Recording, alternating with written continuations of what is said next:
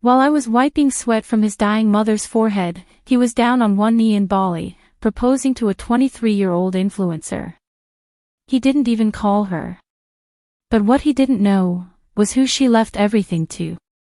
If you've ever stayed silent while someone walked all over your love, this story is for you. Hit like, subscribe, and buckle up, because sometimes the sweetest revenge isn't payback. It's watching their world crumble without saying a word. The morning it all began felt almost peaceful. Golden light streamed through the faded white curtains of Eleanor Devaine's room, casting long shadows across the quiet hum of machines. Her bed, propped against the wall like an anchor in a storm, looked gentler than usual that day. She had managed to eat half a slice of toast and even sipped chamomile tea without gagging, a rare victory after weeks of chemo and morphine-soaked nights. I had just adjusted her pillows, tucking the corners like she preferred, when both of our phones buzzed at the exact same moment. Ding. Ding. I glanced at mine. A group message from Ethan. No subject line. Just a photo. There he was, shirt unbuttoned, skin tanned, down on one knee in front of a golden Balinese sunset. His hand held a ring box. Her hand, Callista's, delicate, manicured, lifted toward the camera with a diamond so large it caught the dying sun. The caption read, *, she said yes. Surprise engagement in Bali. Details coming soon. #sunset proposal #new beginnings *. Eleanor's tablet trembled in her thin hands. The corners of her mouth twitched. She didn't say anything. Not at first. I took the tablet before it slid to the floor. But nothing could catch the sound her heart made as it cracked. It was the sound of breath held too long. Of a hope collapsing in on itself. Of betrayal wearing cologne and linen shirts on foreign shores. He didn't call, she whispered. Her voice wasn't weak. It was hollow. And that made it worse. Her fingers fidgeted with the corner of her blanket, the same blanket she'd once knitted during her sabbatical, when Ethan was in middle school and begged her to stay home longer. He used to call me first, she continued. His first day in school. His college acceptance. The day he got his first investor. He always called me first. Her eyes didn't tear up right away. Eleanor wasn't a woman who cried easily. 40 years of teaching English literature in a public high school had taught her the art of composure. But that day, her silence felt heavier than any sob. I sold my mother's pearls, she said, so he could register his startup. He said he'd buy them back for me someday. I didn't know what to say. There are moments in caregiving that aren't about medication or meals or checking vitals. There are moments when the only thing you can offer is your presence, a quiet human tether. So I stayed. I held her hand, frail and dry as parchment, and waited. The machine beeped softly beside us, measuring time by heartbeat. Then she looked at me, her gaze no longer fogged by sadness, but sharpened by something else. Resolve. Emma, she said, her voice steadier now. Can you help me make a call? I assumed she meant Ethan. A video call, maybe. A chance to say what she couldn't write in a text. But instead, she scrolled through her contacts and tapped on a name, Thomas Harrow, her lawyer of over 20 years. Tom, she said when he answered. It's Eleanor Devane. I need you to come to the house today. It's about the will. A pause. Then her eyes flicked toward me, and a small smile formed at the corner of her lips. Sad. Tired. But somehow, victorious. No, I can't wait, she told him. There are things that need to be changed. Today. When she hung up, she didn't look at me immediately. Instead, she shifted her weight with great effort, settling back into the pillows like someone who had finally made a decision that had been rotting inside for years. You know, Emma, she said. I've spent my entire life teaching teenagers about consequence. About truth and character. About how some stories can only be told through justice. She looked me dead in the eye. Maybe it's time I wrote my own ending. We spent the rest of the morning preparing. I helped her into the soft cashmere cardigan she liked, the green one, with a tiny hole in the sleeve that she never bothered to mend.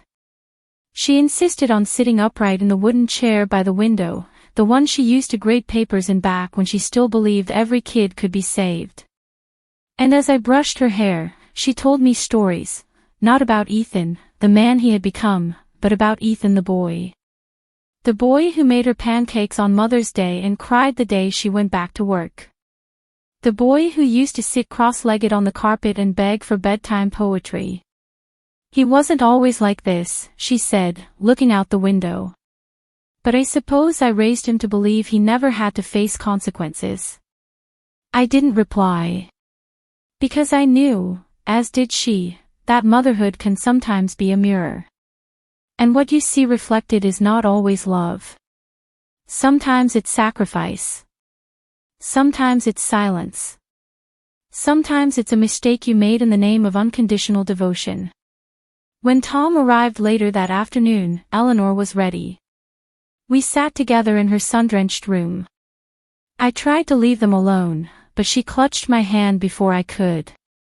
No, she said. Stay. You should hear this too. Tom unfolded a sheaf of papers from his leather briefcase. His voice was gentle but direct, the tone of someone who had helped draft more goodbyes than most. I want everything changed, Eleanor said, her voice firm. I want every word to mean something. She wasn't vindictive. She was deliberate. Calm. Unapologetic. The oxygen machine hissed beside her as she dictated names, numbers, clauses.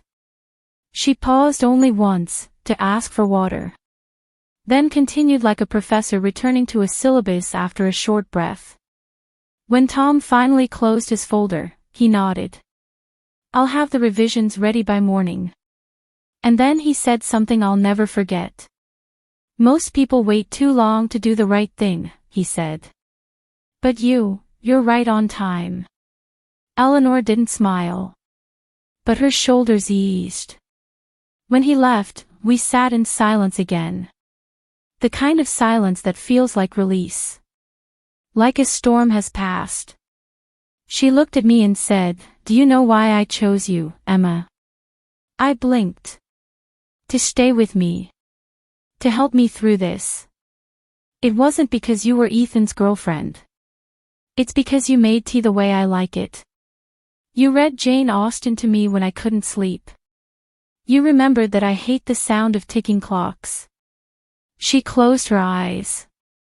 Then whispered, sometimes, love is earned, not inherited. That night, as I helped her into bed, I saw something on the wall above her dresser. A photo of Ethan had been removed. In its place, a hand-drawn card from one of her former students. It read, asterisk, you made me believe I could write my own ending. Asterisk. And for the first time since Ethan's message arrived, I realized what Eleanor was really doing. She wasn't just changing a will. She was changing the narrative. One clause at a time. Eleanor's house began to change.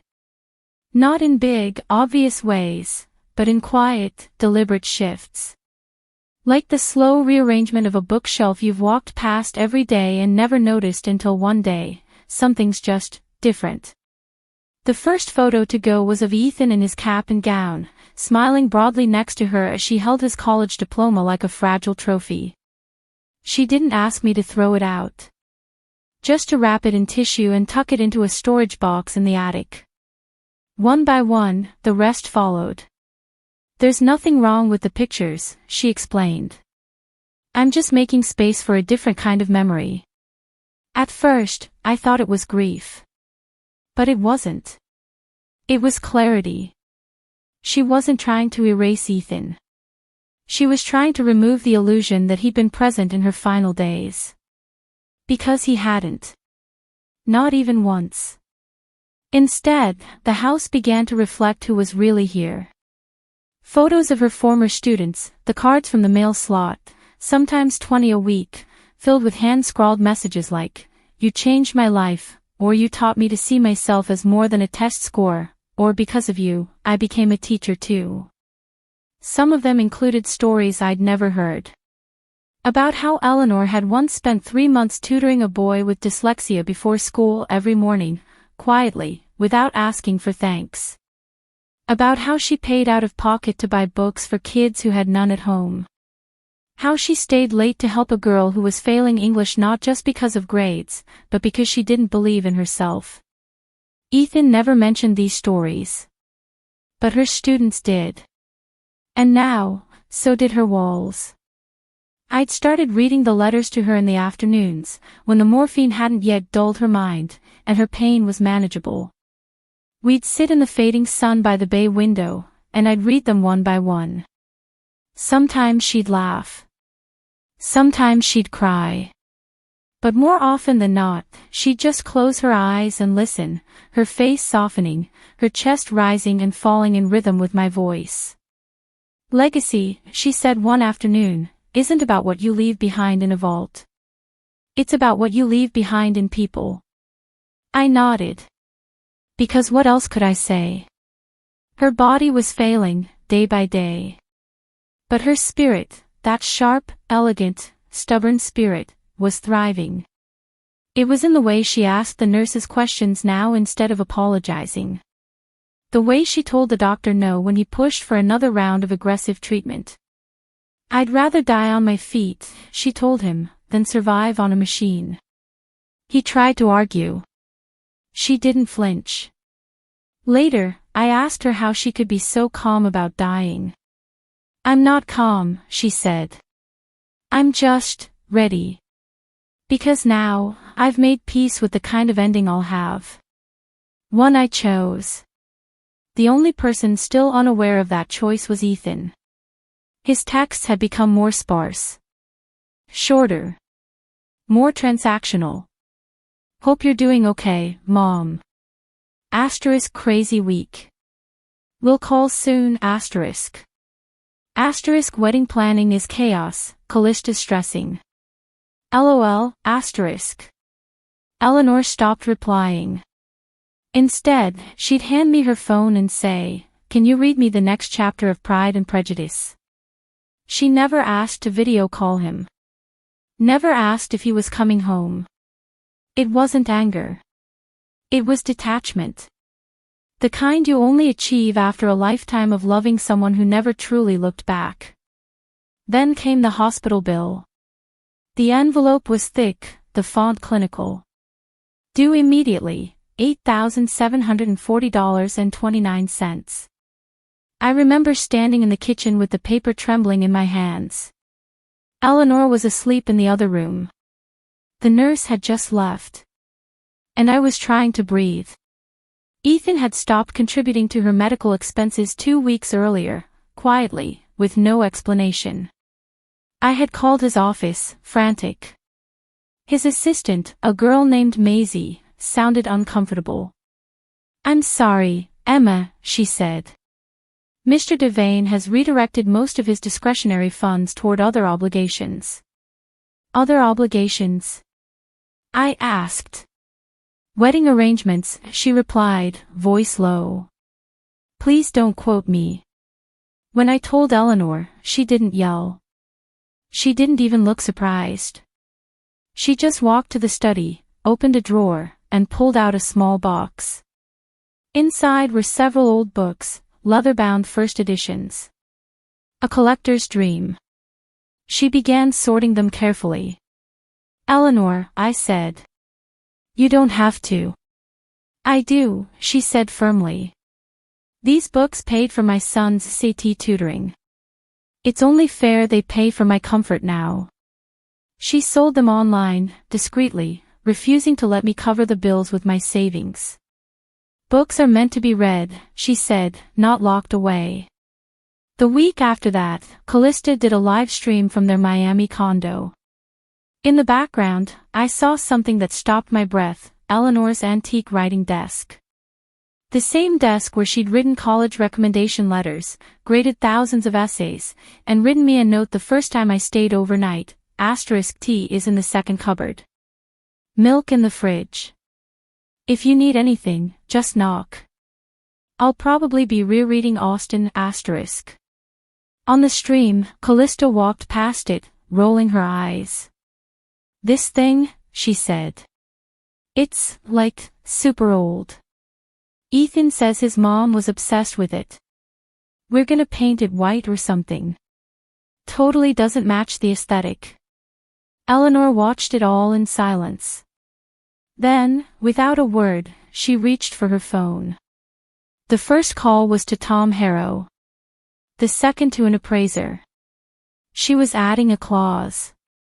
Not out of pettiness, but out of precision. That night, she asked me to help her sit outside in the garden, the one she'd planted herself decades ago, filled with wild roses, mint, and jasmine. I want to feel the breeze, she said. So we sat together under a sky smudged with stars, the sea whispering just beyond the cliffs, and she said something I'll never forget. People think death is the end of a story. But it's not. It's the moment the story hands itself to someone else. And you, Emma. I think you've always been ready to carry it forward. I didn't speak. I couldn't. Because in that moment, I realized what she was truly leaving behind. Not wealth. Not revenge. But a legacy. One she chose, and one that had chosen me. And Ethan. He had no idea what was coming. 3 weeks passed. Eleanor's strength flickered in and out like an old lantern, sometimes burning bright enough to fool even the nurse, other times fading so low I'd hold my breath beside her just to make sure she was still breathing. But every day, she asked for updates on the draft. Tom came by regularly now, always with his leather briefcase and a face full of concern he tried to disguise with legal professionalism. They would review documents quietly in her room, and when he left, I would find yellow post-its stuck to her books, her photo frames, even her teacups. Little notes with sharp clarity. Remove Jim's name from house title. Add provision for literacy fund. Ensure backup executrix, in case Emma refuses. Add clause, antique desk to be returned or value reimbursed. She wasn't just editing a will. She was curating a message. Meanwhile, Ethan's absence grew louder. His social media had become a living insult. Each post another knife twisted in a wound Eleanor no longer acknowledged. Just closed a 7-figure deal, celebrating with my queen at the rooftop bar. #Miami Life #Hustle Hard In the background of one photo was a bottle of Dom Perignon, a bottle Eleanor had once gifted Ethan after his first successful pitch meeting. He'd kept it in his storage unit, saying he'd only open it for a milestone that mattered. Apparently, this was it. He hadn't called in 2 weeks. The last message he'd sent read, *busy week. Callista's doing wedding fittings. Hope you're hanging in there, Mom, Hanging in there. She was literally dying, and he reduced her life to a status update. That night, Eleanor asked me to record her. On what? I asked. Your phone, she said. You've got the better camera. I hesitated. What do you want to say? She looked at me, eyes sharper than they'd been in days. Everything. We set up a chair by the window. I helped her apply a touch of blush, brushed her silver hair, and adjusted her cardigan. She looked regal. Worn, but radiant. Ready, she said. I hit record. She took a deep breath. James, she began. If you're watching this, I'm already gone. And I know what you're thinking, this is a guilt trip. It's not. Pause. It's a map. Of what happened.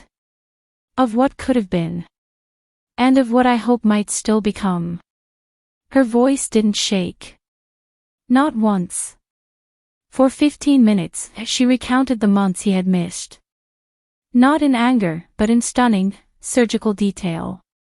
The chemo sessions he skipped. The bills he stopped paying. The desk he gave away like an afterthought. The live stream. The silence.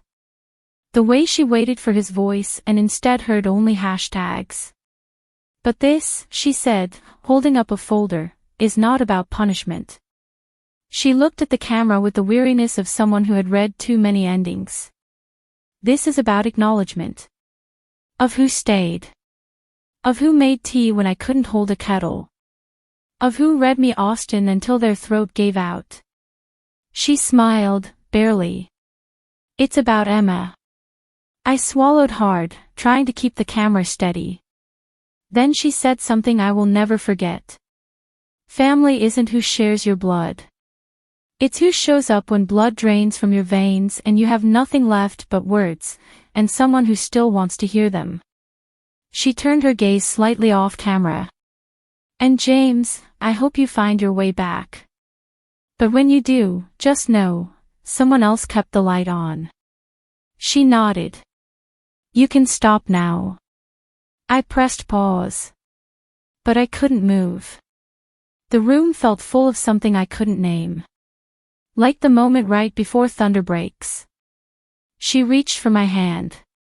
I'm not leaving you with a mess, she said. I'm leaving you with clarity. And I realized, in that moment, that Eleanor wasn't dying in silence. She was dying on her own terms. She was building a bridge between what she'd endured and what she refused to let continue. That night, Tom returned for signatures. The final draft. Eleanor insisted on reading every word herself, no matter how long it took. Her voice was gravelly, her breath shallow. But when it came time to sign, her hand was steady. Now, she said to Tom, make sure the reading happens 3 days after the funeral. Not a day before. Tom raised an eyebrow. You're sure? Oh, yes, she said. Let's give them time to show their true colors first. The following morning, her condition turned. She stopped eating.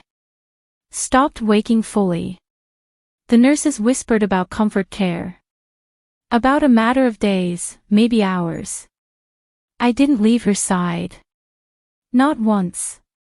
Ethan still hadn't called. On her final night, I sat beside her, rereading her favorite passages. The candle on the nightstand flickered, casting soft shadows on the walls. She stirred once, her voice barely a whisper. Promise me, she said. I leaned in. Promise me you'll see this through. Not out of vengeance, but because the story deserves its ending. I nodded, tears slipping past my defenses. I promise. She smiled, the smallest one, and exhaled. Then, nothing. No dramatic gasp. Just a quiet, peaceful end. The nurses came. The doctor confirmed. And still, no call from Ethan. Until the next afternoon, when my phone rang. His voice was breezy, distant. Hey, Emma. Mom okay? I paused. Eleanor's gone. Silence. Then, wait, what? Gone. She passed last night. Why didn't anyone call me sooner? She waited. You didn't. Another long pause. Then, we'll catch the next flight out. Just, keep her comfortable until we arrive. I almost laughed. But I didn't. Instead, I said, sure. See you soon. They arrived the next morning. Ethan in white linen, gold watch gleaming. Callista in designer black, full glam, camera already rolling. Here we are, guys, she whispered to her followers. Heavy day. But family first. Eleanor would have hated that. They entered the house like tourists. Looking for something. Expecting someone. And when they found her, lying peaceful, wrapped in the soft blanket she'd once knitted for Ethan as a child, their faces shifted. Ethan paused, unsure. Callista lifted her phone. But then Eleanor's voice rang out. James Walker. Sit. Down. I had pressed play. The video. Her last words. And as it played, Ethan sat, slowly, numbly, watching his mother list, in exquisite detail, every moment he had failed to show up. It was not a scream. It was a mirror. By the time the video ended, Callista had lowered her phone. Her lips parted, but no words came out. Then Eleanor's final words echoed. Sometimes, the people who deserve the inheritance are the ones who earned it. Even if their name isn't on your birth certificate. Tom stepped forward. She meant every word. And we'll be reading the will in 3 days. As per her instructions. Ethan looked up, eyes wild. What does that mean? Tom closed his folder. You'll find out soon enough. And for the first time since he arrived, Ethan looked afraid. Not of death. But of the consequences of living selfishly for far too long. And knowing that, maybe, the story no longer had him as its hero. The day after Eleanor's passing, the house grew still in a way I'd never experienced before. It wasn't just the absence of her voice or the end of beeping monitors. It was a different kind of quiet, like the walls were waiting. Like the very air inside the house was holding its breath. Tom's instructions had been clear, no mention of the contents of the will, no reading until the 3rd day after the funeral. It's what she wanted, he said. She knew how people behave in silence. And he was right. Ethan and Callista stayed at the Monterey Bay Inn, not out of respect or emotional need, but because, as Callista put it during a whispered call to her assistant, there's no good lighting in Mom's house. Also, Emma's still there. Kinda awkward. They visited the house briefly each day. Ethan walked from room to room like he was reacquainting himself with a place he'd long ago outgrown, occasionally picking up picture frames or souvenirs and asking, she still kept this? Callista followed behind, filming herself for later edits, even when she pretended not to. Once, I caught her in the kitchen angling a shot with Eleanor's antique teacup beside a bouquet of lilies. She whispered to her phone. Mom-in-law loved these. So peaceful now. #heartsfull #farewell Queen Eleanor. I wanted to scream. Instead, I folded a towel. Eleanor had warned me. Let them come, she had said weeks ago, when we finalized the will. Let them play their parts. The story needs a few villains. The funeral was scheduled for the 2nd afternoon. The church was modest, just like Eleanor would have wanted. Sunlight streamed through the stained glass, casting patches of color on the floor where old students, former colleagues, neighbors, and caregivers gathered. Not for a show. But for her. Ethan arrived late. He wore a perfectly tailored black suit and an expression of practiced grief. He shook hands too hard. Hugged too long. Always facing the front of the room, where the photographer I hadn't hired quietly snapped moments for his feed. Callista wore sunglasses indoors and whispered into her phone until the organist started playing. I gave the eulogy. Eleanor had asked me to. Standing behind the podium, I looked out at the room and felt a swell of something I couldn't define. This is not a farewell, I began. This is an inheritance of spirit. I didn't mention Ethan. I mentioned the student who'd written to say Eleanor had saved her from dropping out. The colleague who said she'd never have believed in herself if not for Eleanor's encouragement.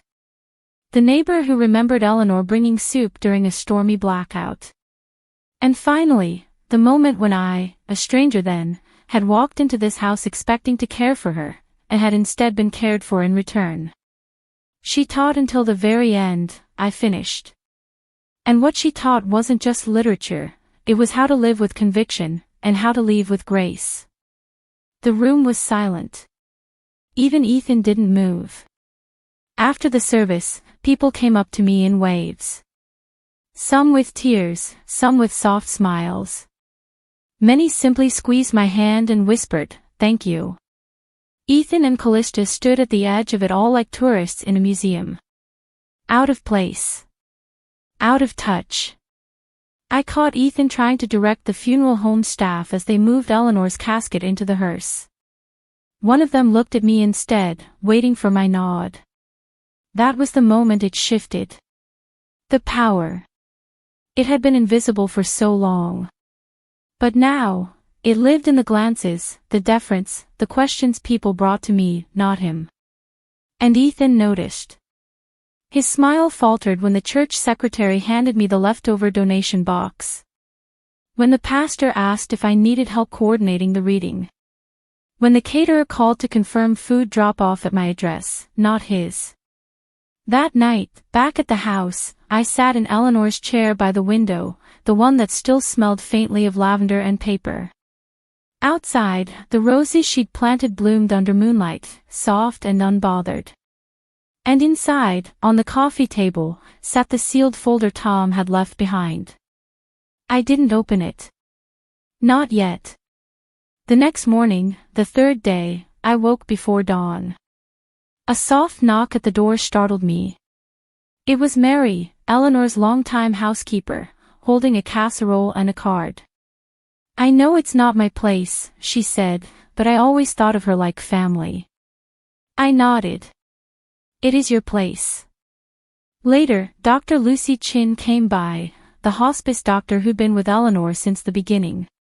"I'm off duty," she said, setting down a box of supplies. "But she asked me to be here today. For the reading." I blinked. "She told you about it?" "She told me everything," Lucy said, smiling gently. "And I believe she told you most of it too." By the time Tom arrived at noon, the living room was full. Mary. Dr. Chin. The bakers from next door. The young librarian who used to bring Eleanor large print novels. 3 of her former students, now adults, one of whom had flown in from Denver. And me. Ethan and Callista arrived 20 minutes late. Again. She wore a wide-brimmed black hat. He wore sunglasses indoors. When they walked in and saw the room, packed not with blood relatives but with those who had been there, their expressions faltered. Callista's mouth twitched. Ethan blinked. "This is everyone?" he asked Tom. Tom didn't answer. He just opened the folder. And pulled out the flash drive. "Before we begin," he said, "Eleanor left something she wanted all of you to see." He plugged it into the TV. And there she was. Eleanor, radiant in her cardigan, sitting by the window, looking directly into the lens with a gaze that stilled the room. "My darling friends," she began, her voice clear. "And James." Ethan's jaw clenched. "If you're watching this, I am no longer here. But I didn't want to leave without saying the things I couldn't fit on paper. Because words matter, and so do choices." She looked slightly off camera.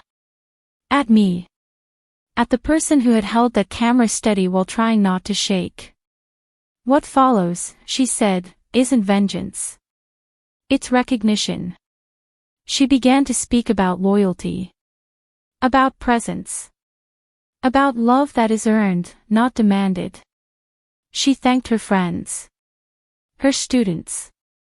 Her doctor. Mary. And then, she named me. "Emma, you stayed." Her voice softened. "You showed up when no one else did. You held my hand when my own son wouldn't answer my calls. You remembered how I liked my tea, and you read me poetry when I was too tired to hold a book. You didn't have to be my daughter. But you became my family.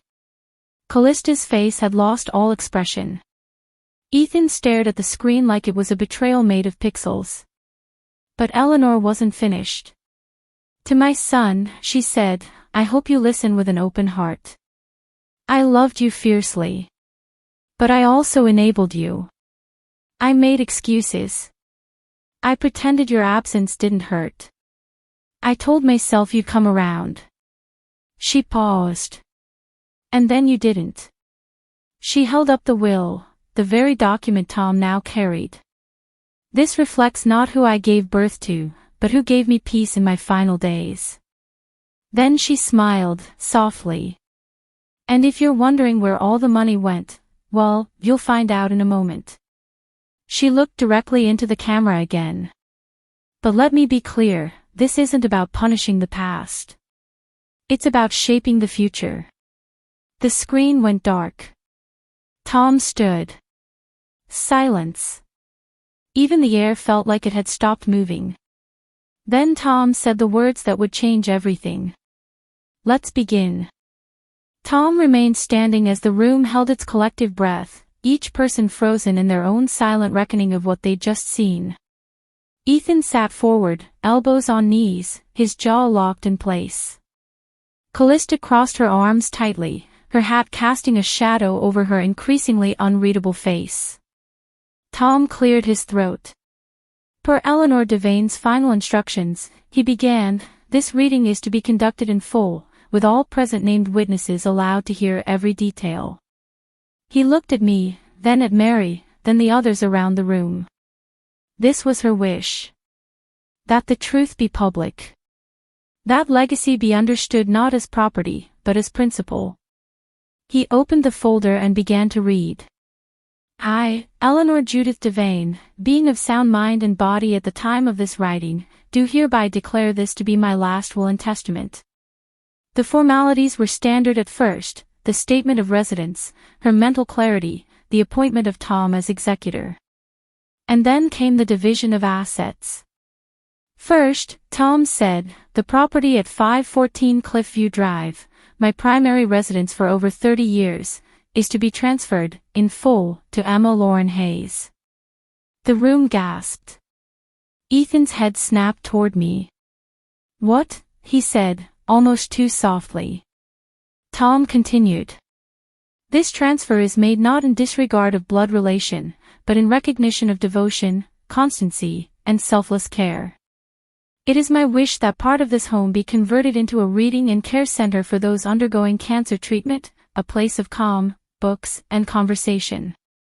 Emma will oversee the transition with guidance from Dr. Lucy Chin, Mary Collins, and the board to be established under my name. The Baker couple looked at each other in disbelief. Mary let out a soft sound, almost like a sob. Ethan stood. No. Absolutely not. That house is, it's mine. Tom didn't flinch. It's not. Not anymore. This is insane, Ethan snapped. She must have been manipulated. Drugged. You people. You weren't there, Dr. Chin cut in.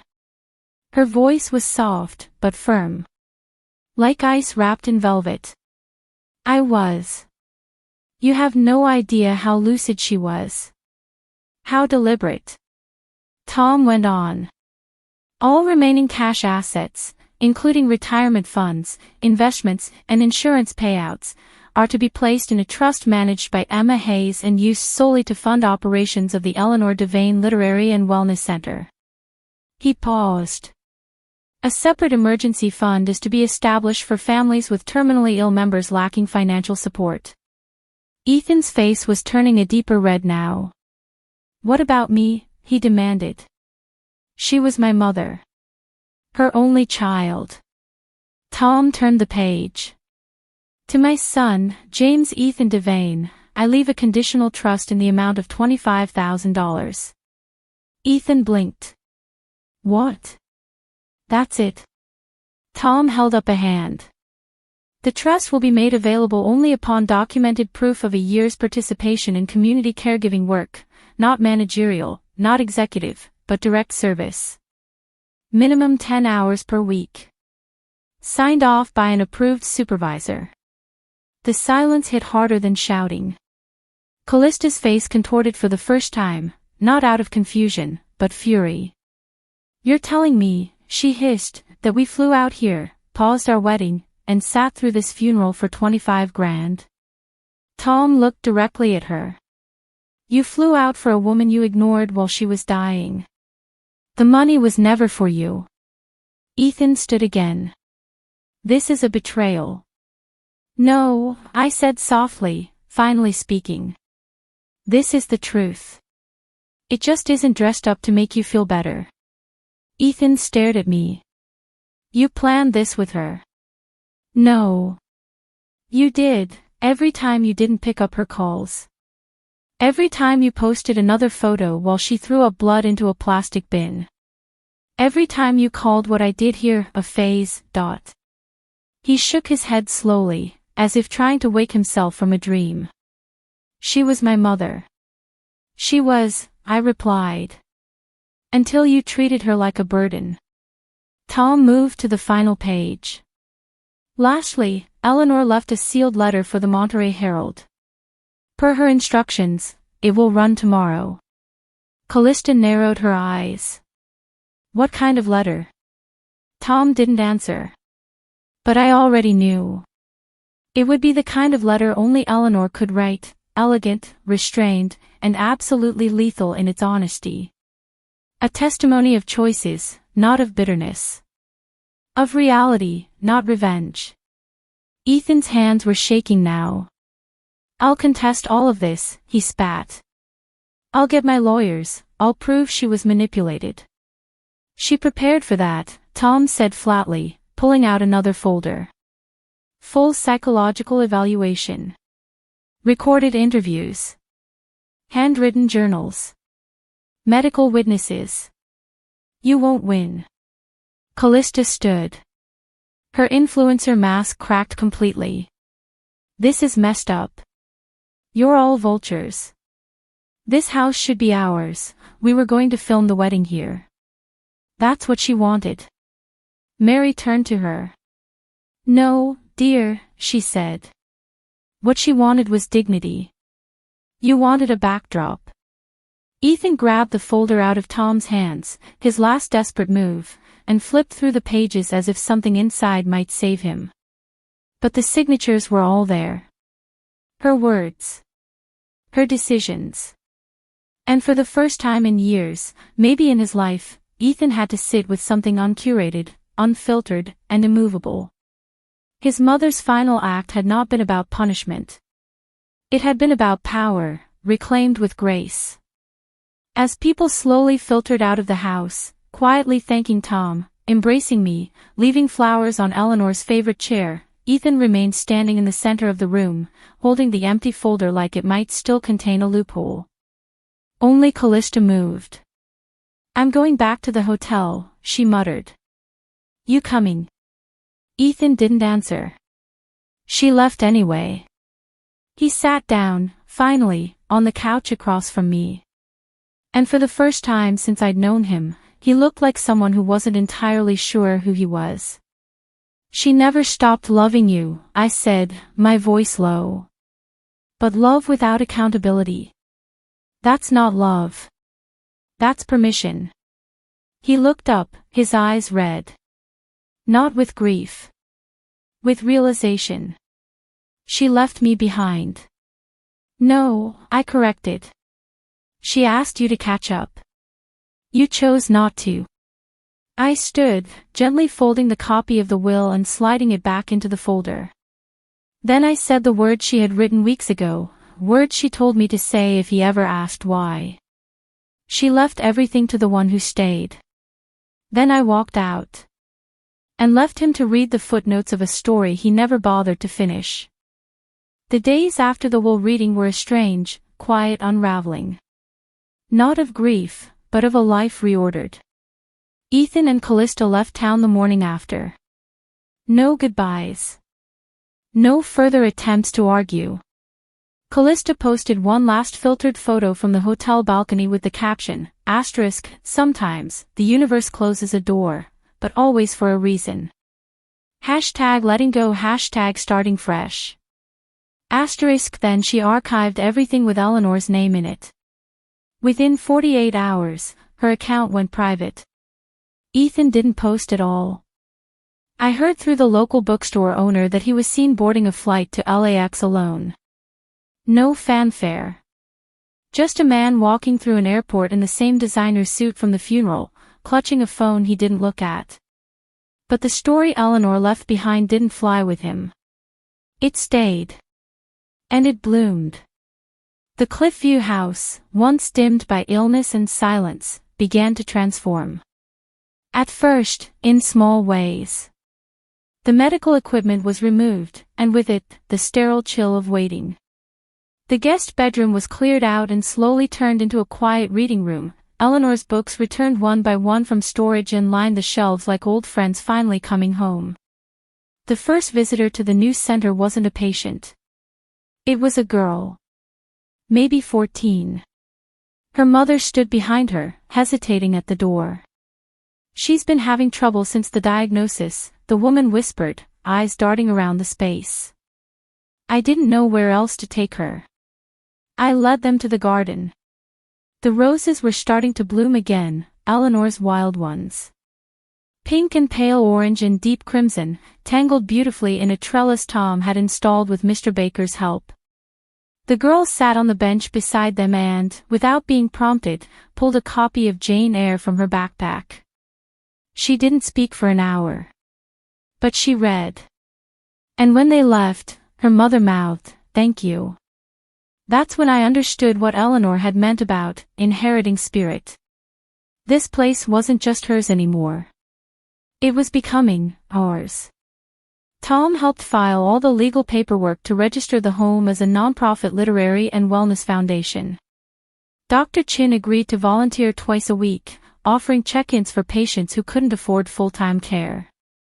Mary returned on Tuesdays and Thursdays to maintain the house and bring Eleanor's favorite lavender cookies, which we served to visitors along with tea, steeped exactly 3 minutes, no sugar. The Bakers planted herbs in the side garden. Basil, thyme, mint. Just enough to make things smell alive, Mr. Baker said. We created a corner of the living room with a small plaque, in honor of Eleanor Devane, who taught us all how to stay. Every visitor passed it on their way in. And then the letters began to arrive. Not bills. Not condolences. But testimonies. One by one, former students, friends, and strangers who had heard Eleanor's story, or read about it in the Monterey Herald, sent handwritten notes, long emails, sometimes full essays about how she had touched their lives. Some were simple. Asterisk, she told me I wasn't stupid. That was the first time anyone ever said that to me. Asterisk. Others were raw. Asterisk, when I was planning to end everything, she gave me a copy of Sylvia Plath's poems and said, "There's always another verse." I'm still here because of that. Asterisk. I began collecting them in a binder. Eleanor's legacy book. By the end of the month, it was already 140 pages thick. One afternoon, as I sat alone cataloging them, Tom dropped by. "You've seen this through," he said. "She did most of it," I replied. He shook his head. "She wrote the script. But you performed it." He handed me a folder. "This came in today. From the state grant program. Your application for operating funds was approved." I opened it with trembling hands. Enough for a year, maybe more. I sat down, breath caught in my throat.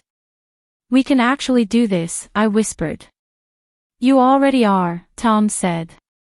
That night, I sat by the fire and read the last note Eleanor had ever written me, tucked between the pages of her copy of Persuasion. "My dear Emma.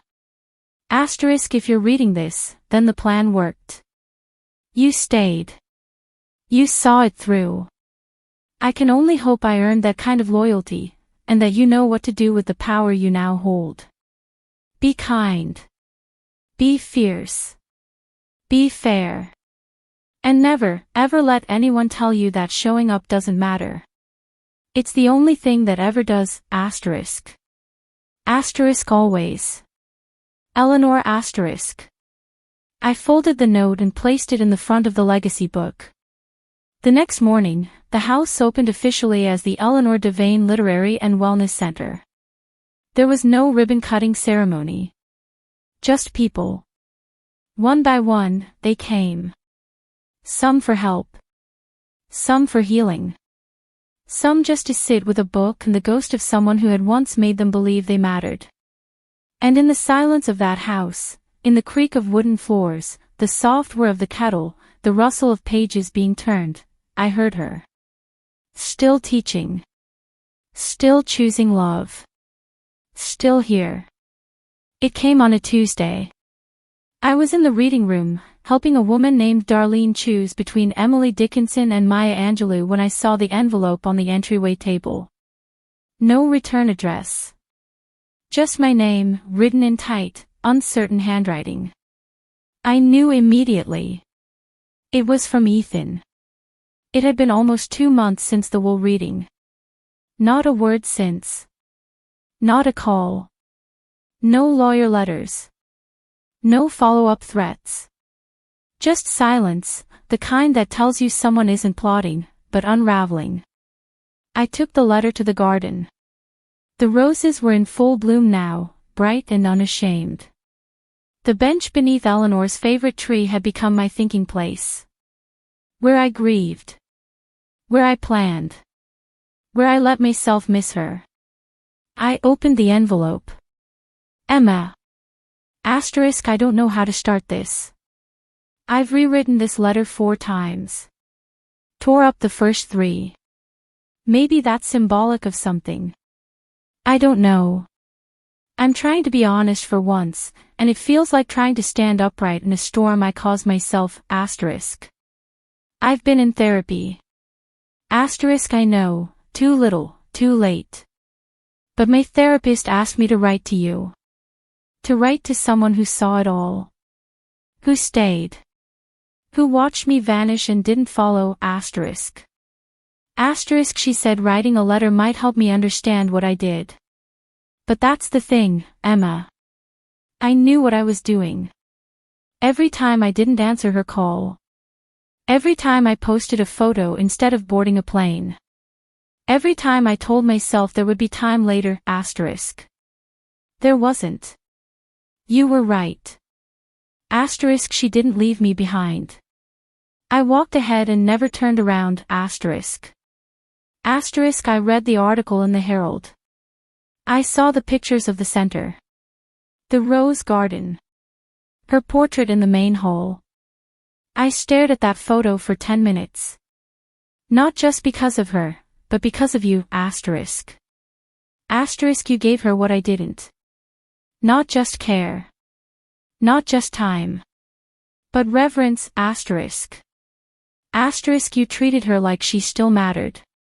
Even when I was treating her like an inconvenience, asterisk.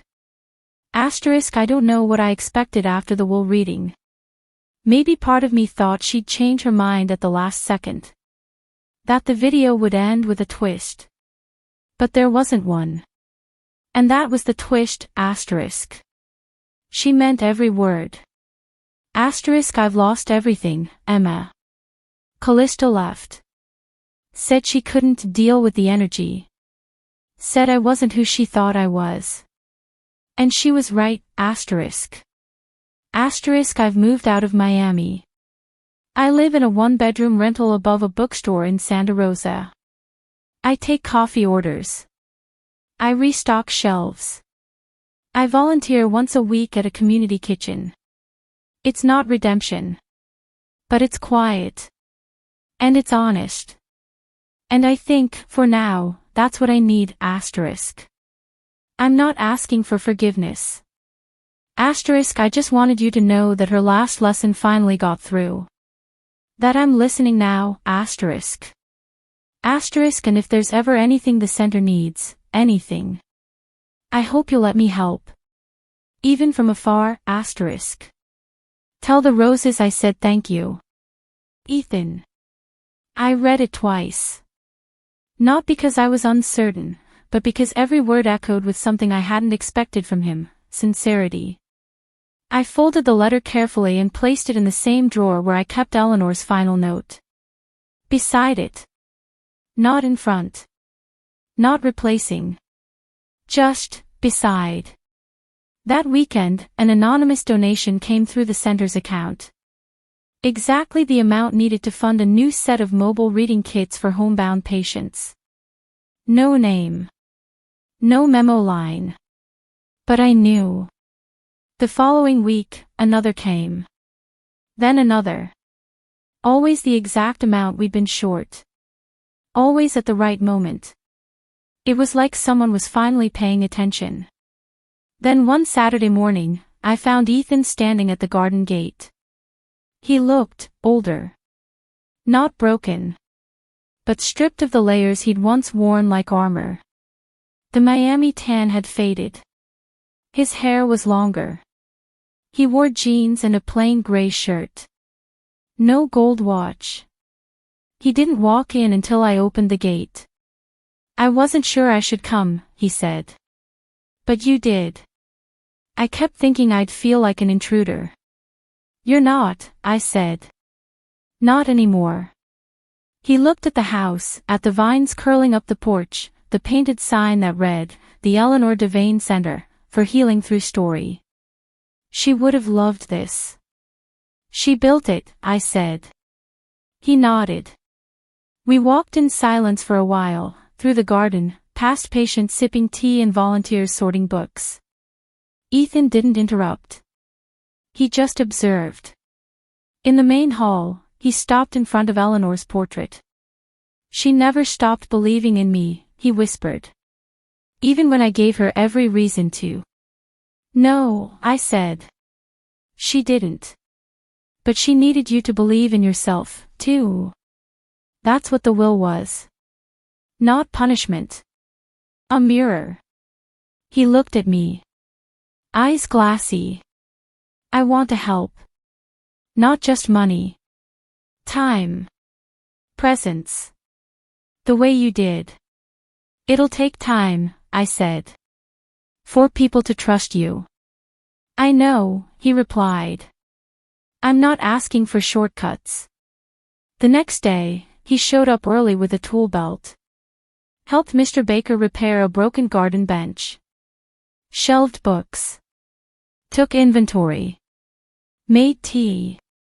He didn't talk much. Just worked. And listened. Word spread, of course. Some welcomed him. Others eyed him cautiously. But he didn't flinch. Didn't correct anyone. Just kept showing up. One afternoon, I watched him kneel beside a young boy and help him sound out words from The Little Prince, his voice soft.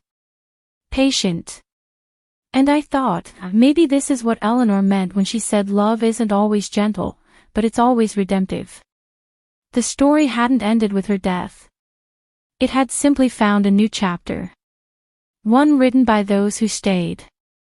And by those brave enough to return. By the time autumn arrived, the garden no longer needed me to water it. Mr. Baker had taken it on like a second calling.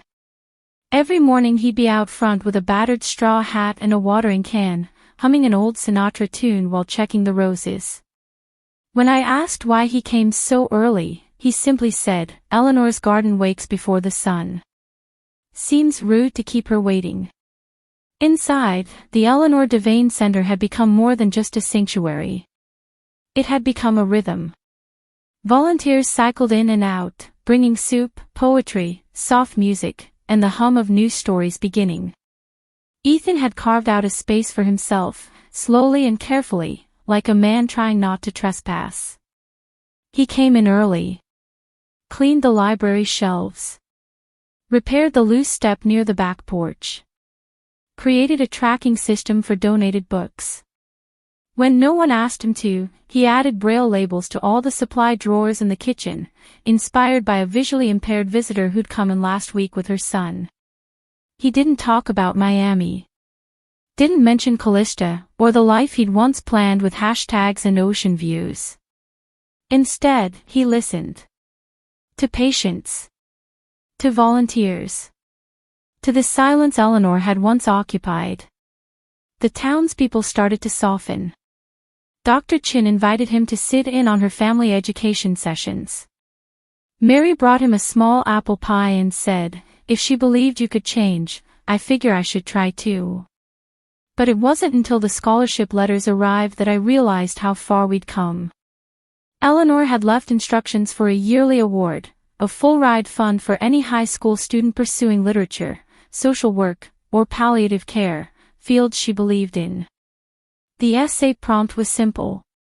Asterisk describes someone who stayed. Asterisk. The submissions poured in. Stories of grandmothers who raised siblings, uncles who took in nieces, neighbors who sat quietly through panic attacks, teachers who never gave up. Ethan helped me read them all. He cried during 2 of them. Silently. But I saw the tremor in his hand as he underlined passages and said, she would have loved this one. We chose 3 winners. And at the small award ceremony in the garden, Ethan stood up unexpectedly, took the microphone, and said, my mother taught me that staying isn't always a grand gesture. Sometimes, it's a quiet decision you make every day, to show up, to do better, to love even when it hurts. I failed her once. But I'm here now. And I'm staying. No one clapped. Not because it wasn't powerful. But because silence, in that moment, said more. Afterward, a young woman approached him. She'd just received a terminal diagnosis and had started attending reading sessions at the center. She reached into her bag and handed him a copy of Little Women, with a sticky note on the cover. Asterisk, your mom was my teacher. She gave me this when I was 13. Said Joe reminded her of me. Asterisk. He held the book like a relic. Pressed it to his chest and whispered, thank you. In the months that followed, Ethan became something unexpected, dependable. He trained as a grief support volunteer. Took certification courses. Helped lead family story time on Saturdays. Not with flair. Not for photos. But for the people who came, sat down, and needed to hear that even in grief, there is growth. Every once in a while, I'd catch him standing in the hallway under Eleanor's portrait, reading the inscription below it. Asterisk, she stayed. So others could begin. Asterisk. One evening, just before closing, I found him outside by the garden bench, the one he and Mr. Baker had repaired. He was watching the roses sway in the breeze. She forgave me, he said quietly. It wasn't a question. It was a realization. She did, I said. He nodded. But she also didn't shield me. That's the part one needed to understand. Forgiveness doesn't mean rescue. It means release. I sat beside him. You were her greatest love, I said. And her greatest heartbreak. And her last hope. He swallowed hard. She was always planting things. Even when nothing had bloomed yet. We sat in silence for a while. Until the chimes on the porch began to sing with the wind, Eleanor's favorite sound.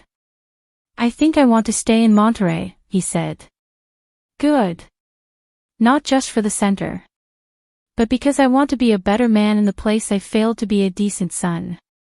That's a start. He looked at me. I know I can never repay what you did for her. You don't need to, I replied. You just need to keep choosing differently. And he did. He began teaching a literature circle for grieving teens. Started working on a memoir, not about success, but about absence and its consequences. And every Friday afternoon, he left a single rose on Eleanor's bench. No note. No caption. Just the act of staying. It started as a small idea scribbled in the margins of Eleanor's journal. One day, she wrote, perhaps we can help students not just find stories, but become the authors of their own. I found the entry late one night while reviewing donation receipts and planning a new garden ramp installation. Her words stopped me cold. There was something about them, an echo of her vision I hadn't yet fulfilled. The next morning, I pitched the idea to Ethan over breakfast at the center's kitchen table. A proper fund, I said. Something structured. Something ongoing. Not just a yearly essay prize, but real support. Tuition, books, housing, mentorship. He looked up from the list he'd been compiling, local schools to reach out to for storytime programs, and blinked slowly. You're talking about a foundation, he said. I nodded. I'm talking about making sure this place outlives us both. He didn't hesitate. I'll fund the startup. I raised a brow. You're sure? I sold the condo, he said simply. And I don't need 3 watches. Or an apartment with 2 walk-in closets. The next week, we filed paperwork for the Eleanor Devane Foundation for Future Storytellers. Ethan insisted on handling the legal work himself this time. No Tom, no big firms. Just long nights at his desk with old notes from Eleanor's archives, spreadsheets full of budget projections, and pots of tea Eleanor would have called swill, but which he drank dutifully anyway. Tom did review the final package. After signing off, he gave Ethan a long look and said, "You're doing what she hoped. Not what she expected." Ethan replied, "She always hoped louder than anyone else." The foundation launched with an inaugural gala, held not in a ballroom but in the garden under a canopy of string lights and roses. No dress code. Just warmth. Past students spoke about Eleanor. One recalled how she slipped a poem into his locker the day his dad was deported. Another said she passed her senior year only because Eleanor let her write an essay about grief instead of Shakespeare. One young man said simply, "She was the first adult who told me I didn't need to be anyone else to matter." We screened a short film featuring footage from her final weeks, edited lovingly, with Eleanor's voice guiding the narration. The final words she'd written were read aloud by a 13-year-old girl currently undergoing leukemia treatment. We are not remembered by the things we collected, but by the silence we filled with kindness. Stories aren't inherited. They're entrusted. When the applause faded, I stepped up to the mic with Ethan beside me. We began this journey thinking we were building something to honor a woman we loved, I said. But Eleanor never wanted shrines. She wanted seeds. And this is a garden of futures. Ethan took a breath. The foundation will fund 10 full-ride scholarships this year alone. But more than that, it will mentor. Guide. Listen. We won't just invest in students. We'll invest in the people who stayed. Afterward, he found me by the fountain, the same one Mr. Baker had installed months earlier with volunteer help. Its soft trickle had become a soundtrack to the center's soul. She would have cried, Ethan said. She did, I replied. Just earlier than you noticed. We stood together, watching families laugh under the twinkling lights, watching kids run between rose bushes, watching old students trade stories like currency. And somewhere, I swear, we could feel her. Not as memory, but as presence. Because legacy isn't just what you leave. It's what keeps living when you no longer do. Over the following months, applications poured in. From kids in shelters. From young adults aging out of foster care. From women in transition homes who wanted to study counseling. From men who had served time and wanted to teach others to read behind bars. Eleanor's dream, this dream, was no longer theoretical. It had legs. It walked. It spoke. It wrote essays about loss and hope and fire escapes and lunch breaks. It brought us letters addressed to the center that doesn't look down on anyone. And every time a new name was chosen, Ethan would quietly light a candle in the main hall. Not for her death, but for what she'd sparked. Our community grew. Local bookstores hosted fundraisers. A national literacy group featured us in their newsletter. A retired screenwriter from Los Angeles sent in a check and a note, asterisk, I never met her. But I would have liked her. Asterisk. Even Callista resurfaced once, sort of. An anonymous donation appeared under the name Grace C. The note read. Asterisk, I used to care more about lighting than what it illuminated. This helped me remember who I was before the clicks. Thank you. Asterisk.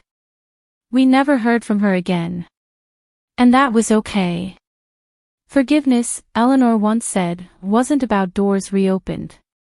It was about choosing not to chain yourself to someone else's shame. By year's end, the center had served over 400 people. 27 families had found grief support. 13 students had completed mentorships. 5 patients had passed peacefully in the care wing we built with the remaining inheritance. And the roses bloomed. Every single season. Even the one Eleanor had once told me was too harsh for color. Because sometimes, you don't just survive winter. You teach it how to grow. It was the 2nd anniversary of Eleanor's passing when the first snow touched Monterey. A rare dusting, barely a whisper of winter, but enough to silence the air and make the garden shimmer under early morning light. The roses, somehow, still stood. Their petals rimmed with frost, not wilted, not bent. Just, still. I stood at the edge of the garden, a warm mug in my hand, the porch wind chimes singing a slow, graceful tune. Behind me, the center buzzed softly. Volunteers murmured in the kitchen. Pages turned in the reading room. A child laughed down the hall. And Ethan stepped outside. He wore a wool coat and a scarf knitted by one of the center's patients, frayed at the ends but warm with meaning. In his hands was a folder. Today's update, he said. I took it and scanned the numbers. More than sustainable. The scholarship fund was fully endowed now, and we just received a grant to open a satellite grief center in Santa Cruz. A donor from Eleanor's old alumni circle had offered to help with renovations. She would have loved that it's in a library building, he said. She always did believe books knew how to mourn better than people. He smiled, then glanced toward the bench under the tree. She'd be proud of you. I think she's proud of both of us, I said. We sat on the bench together in silence. Not the awkward kind. The kind that fills the space between people who have nothing left to prove. After a moment, Ethan pulled something from his coat pocket, a letter. Its edges were worn, the ink faded. I've carried this for a year, he said. Wrote it for her last winter but never read it out loud. I stayed quiet. He unfolded the paper, cleared his throat, and began. Mom, he read, asterisk, you were right. About everything. About love. About presence.